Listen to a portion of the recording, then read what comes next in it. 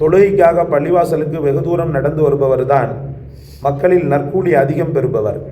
பின்னர் அதற்கு அடுத்து தூரத்திலிருந்து வந்து தொழுபவர், தொழுகையை இமாமோடு தொழுவதற்காக எதிர்பார்த்திருப்பவர், தனித்து தொழுதுவிட்டு பின்னர் தூங்கி விடுபவரை விட நற்கூலி அதிகம் பெறுவார் என்று நபி ஸல்லல்லாஹு அலைஹி வஸல்லம் அவர்கள் கூறினார்கள். புகாரி, முஸ்லிம். புரைதா ரலியல்லாஹு அவர்கள் அறிவிக்கிறார்கள், பள்ளிவாசல்களுக்கு இருளில் நடந்து செல்பவர்கள் மறுமை நாளில் முழுமையான ஒளியை பெற்றவர்களாக இருப்பர் என்று அவர்களுக்கு சுப செய்தி கூறுங்கள் என்று நபி ஸல்லல்லாஹு அலைஹி வஸல்லம் அவர்கள் கூறினார்கள். அபுதாவுது, திருமதி. அல்லாஹ்வின் நல்லடியார்களே, ரப்புல் ஆலமீன் தந்த ஒரு பெரிய உன்னதமான அடையாளம் ஒருவனை பள்ளிவாசலுக்குரியவனாக ஆக்குவது. ஏன்னா ரசூலுல்லாஹி ஸல்லல்லாஹு அலைஹி வஸல்லம் அவர்கள் சொல்லக்கூடிய இந்த வார்த்தையை நம்ம பார்க்கும்போது இருள்களின் ஒளி அப்படின்னு போட ஆரம்பிச்சுட்டாங்க. எவ்வளோ பெரிய வார்த்தை அது! ஒரு கலங்கரை விளக்கத்தை போல் அவர், கலங்கரை விளக்கம் எப்படி கப்பல்களுக்கு வழிகாட்டுகிறதோ அதே போல இருள்களின் ஒளியாக பல பேருக்கு அவர் ரோல் மாடலாக இருப்பார். இவருடைய தொழுகையை பார்த்து யாராவது ஒரு நபர், இந்த மனிதர் இப்படி டெய்லி கரெக்டாக பள்ளிவாசலுக்கு போகிறாரு, நம்ம ஏன் இப்படி இருக்கிறோன்னு சொல்லி அவனை வச்சு ஒளி பெற்றவராக அவர் மாறுவார் அப்படின்ற அர்த்தத்தையும் ரசூலுல்லாஹி ஸல்லல்லாஹு அலைஹி வஸல்லம் அவர்கள் சொல்லியிருக்கலாம். மறுமை நாளில் பயங்கரமான காரில் சூழக்கூடிய அந்த பாவிகளின் கூட்டத்தில் இவரை மட்டும் அல்லாஹு தஆலா ஒளியாக்கி ரப்புல் ஆலமீன் தனக்கு நெருக்கமானவராக ஆக்குகிறான். அதையும் எடுத்துக்கொள்ளலாம் சகோதரர்களே.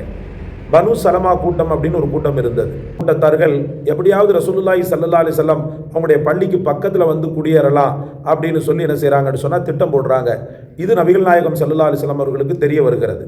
தெரிய வந்த உடனே முஹம்மது ரசூலுல்லாஹி ஸல்லல்லாஹு அலைஹி வஸல்லம் அவர்கள், நீங்கள் இப்படி பள்ளிவாசலுக்கு பக்கத்தில் குடியேறணும்னு சொல்லி விரும்புகிறீங்களாமே அப்படின்னு சொல்லி கேட்டாங்க.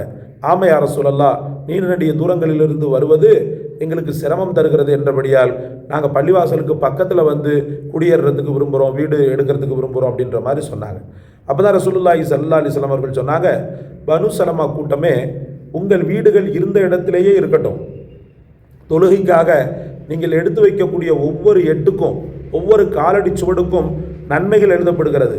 உங்களின் வீடுகள் இருந்த இடத்திலேயே இருக்கட்டும், நீங்கள் வைக்கக்கூடிய ஒவ்வொரு எட்டுக்களுக்கும் நன்மைகள் எழுதப்படுகிறதுன்னு சொல்லிட்டு 2 முறைக்கு பெருமானார் ஸல்லல்லாஹு அலைஹி வஸல்லம் அவர்கள் சொன்னாங்களாம்.